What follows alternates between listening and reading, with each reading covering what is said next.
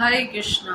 जय जगन्नाथ। जगन्नाथ रथ यात्रा की तैयारियां चल रही हैं। 7 जुलाई को रथ यात्रा है जगन्नाथ जी की, जो कि जगन्नाथपुरी में होगी। इसके अलावा जगह जगह पे लोग रथ यात्रा निकालेंगे। हर मंदिर से निकलेगी रथ यात्रा। दिल्ली में भी कई जगह पे होने वाली है, तो सभी लोगों को रेडी रहना चाहिए जगन्नाथ जी के स्वागत के लिए। तो जगन्नाथ जी का विग्रह और जगन्नाथ जी की लीलाएं बहुत ही रहस्यमयी हैं, और लोगों को कई बार समझ नहीं आता जगन्नाथ जी का ऐसा स्वरूप क्यों है, किस क्यों हम जगन्नाथ जी की इस रूप की पूजा करते हैं, ये इतना स्पेशल क्यों है, किस तरह से जगन्नाथ जी के विग्रह बने, इसके पीछे क्या रहस्यमयी कथा है। तो आज हम आपको बताएंगे जगन्नाथ जी की कथा, किस तरह से किस राजा ने बनवाए जगन्नाथ जी के ये इस तरह के सुंदर विग्रह, और क्यों जगन्नाथ जी कलयुग के अंदर इस रूप में आते हैं, और क्यों रथ यात्राएं चलती हैं। तो हम आपको कुछ एपिसोड्स के अंदर हम ये सब बताने वाले हैं। तो आज हम बताएंगे अवंती, जो कि आजकल उज्जैन है। तो वहाँ पर एक राजा थे इंद्रद्युम्न, सतयुग के समय में, स्वयंभू मनु के समय में। सतयुग जो है, चतुर्युग आता है ना, जिसको दिव्य युग कहते हैं, 4 युगों में। तो सतयुग के अंदर इंद्रद्युम्न राजा थे, और जो कि अवंती के राजा थे, यानी कि आज के उज्जैन। और वो भगवान के बड़े भक्त थे, और वो भगवान के दर्शन करना चाहते थे। वो सोचते थे कि क्या मैं इस जीवन में दर्शन कर सकता हूँ, ऐसे भगवान कहीं पे है इस धरती पर। और ऐसा वो अपने राज्य में आने वाले सभी साधु संतों से पूछा करते थे। और ऐसे ही एक दिन भगवान स्वयं उनको बताने के लिए आ गए किसी संत के रूप में, और उन्होंने बताया नील माधव के बारे में, जो कि उड़ीसा में भुवनेश्वर के पास में नील माधव है। नीलगिरी की पहाड़ी पर है, और उनका बहुत सुंदर वर्णन किया। राजा बहुत ही आकर्षित हो जाते हैं, और अपने मंत्री को कहते हैं कि जाओ पता करके आओ, और ऐसा कह के वो संत भी गायब हो जाते हैं। तो राजा बहुत ही ज़्यादा हैरान रह जाते हैं कि, और वो पक्का उनको निश्चय हो जाता है कि भगवान है और मुझे दर्शन करने। तो अपने मंत्रियों को भेजते, तो 4 दिशा में 4 लोगों को भेजा जाता है। एक दिशा में, पूर्व की दिशा में विद्यापति जाते हैं। उज्जैन से पूर्व की दिशा में भुवनेश्वर, कुछ किलोमीटर पे भुवनेश्वर है, वहाँ पर जाते हैं, और ऐसे ढूंढने लग जाते हैं भगवान को। ढूंढते ढूंढते एक दिन वो बड़े रमणीय और बहुत सुंदर स्थान पर पहुँचते हैं, और जो कि नील गिरी पर्वत की नीचे तलहटी में था, और वहाँ पर उनको शबर जाति के लोग मिलते हैं। तो वहाँ पे वो भगवान के बारे में, नील माधव के बारे में पता करते हैं। तो वो कहते हैं कि यहाँ पर सबसे हमारे बूढ़े जो वृद्ध व्यक्ति हैं, विश्व वसु है ना, वो ये ब्राह्मण थे, और विश्व वसु शबर जाति के थे। तो उनके घर पर छोड़ आते हैं, और विश्व वसु जब आते हैं, क्योंकि वो भगवान की पूजा सेवा के लिए गए हुए थे नील माधव की, जब आते हैं तो उनके शरीर से आने वाली सुगंध इतनी अच्छी होती है कि वो, उन्होंने आज तक ऐसे स्मेल किया ही नहीं था।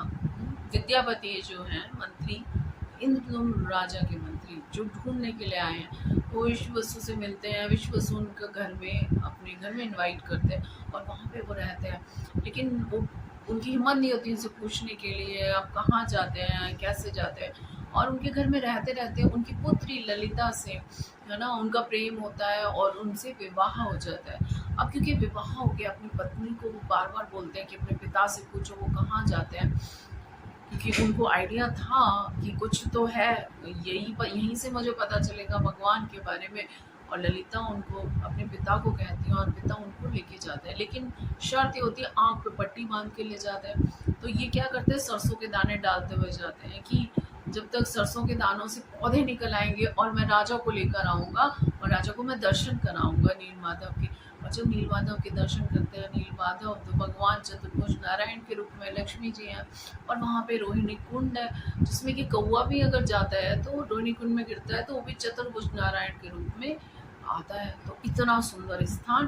तो वो बहुत ही हैरान रह जाते हैं, नील माधव के दर्शन करते हैं। वहाँ रात को देवी देवता आते हैं, भगवान की सेवा पूजा, उनको भोग लगाते हैं। तो जो वहाँ से प्रसाद भी आता है तो बड़ा दिव्य होता है। दर्शन करके आते हैं, बड़े खुश होते हैं। और अब जैसे ही दर्शन करके आते हैं, उनको याद आती है कि राजा ने मुझे कहा था कि जल्दी से ढूंढ के आना।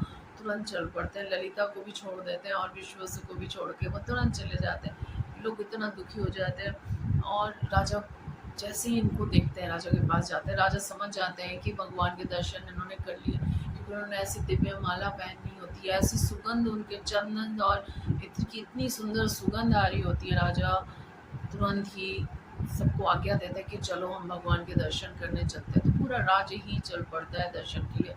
लेकिन जब वो नीलगिरी पर्वत के पास पहुंचते हैं तो पता चलता है नील माधव चले गए। तो ऐसा था कि मनु के 50 वर्ष में भगवान नील माधव के रूप में धराधाम पे वास करते हैं और अगले 50 वर्ष में जगन्नाथ जी के रूप में वास करते हैं। और विश्ववसु को पता था कि जिस दिन कोई ब्राह्मण या राजा ढूंढने के लिए आएंगे, नील माधव के दर्शन करेंगे, उस दिन नील माधव लुप्त हो जाएंगे। इसीलिए वो विद्यापति को बताया भी नहीं करते थे। तो लेकिन अब उन्हें पता था, इन्होंने दर्शन कर लिया, अवश्य नील माधव लुप्त हो जाते हैं। ललिता और विश्ववसु इतना दुख में चले जाते हैं नील माधव के विरह में, तो बिल्कुल कंकाल बन जाते हैं। इधर राजा बेहोश हो जाते हैं। तभी आकाशवाणी होती है कि आप परेशान नहीं हो, आप यज्ञ करो और अश्वमेध यज्ञ करो, और यज्ञ जब पूरे होंगे तो मैं इसे दारू ब्रह्म के रूप में, लकड़ी के रूप में समुद्र से, जो जगन्नाथपुरी का समुद्र है, उससे मैं प्रकट हो जाऊंगा और चिंता ना करो राजा। तो फिर बहुत खुश हो जाते हैं। वहाँ पे पूरा एक गांव भी बनाया दिया जाता है ब्राह्मणों के लिए, कमरे वमरे सब बनाया जाता है, बिल्डिंग्स बना दी जाती है यज्ञ होने हैं। जब लास्ट यज्ञ था, 100 यज्ञ किए थे, तो तभी कोई दूत आता है, वो मैसेज देता है कि एक लकड़ी तैर के आ रही है। लकड़ी का बहुत बड़ा एक लॉग है, जो तैर के आ रहा है समुद्र में। राजा बड़े प्रसन्न होते हैं, सब लोग भागकर वहाँ पे जाते हैं। जगन्नाथ जी के दारू ब्रह्म लकड़ी के रूप में है, जगन्नाथ जी तो दारू ब्रह्म के रूप में, लकड़ी के रूप में बह के आ रहे हैं। उनसे जगन्नाथ जी के विग्रह बनाए जाएंगे, और किस तरह से वो विग्रह बनाए जाते हैं वो कथा हम आपको अगले एपिसोड में बताते हैं।